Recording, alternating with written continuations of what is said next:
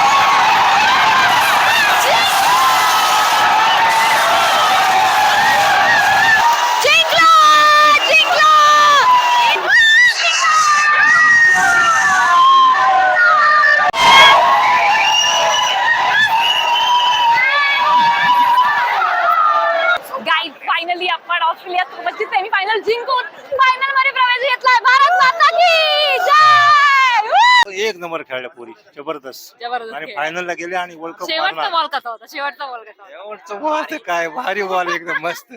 आणि खरंच आता इंडिया फायनलला गेले ना, आणि समोर साऊथ आफ्रिका आहे, पण इंडिया जिंकणार. भारत माता की जय, भारत माता की जय, वंदे मातरम, वंदे. मातरम.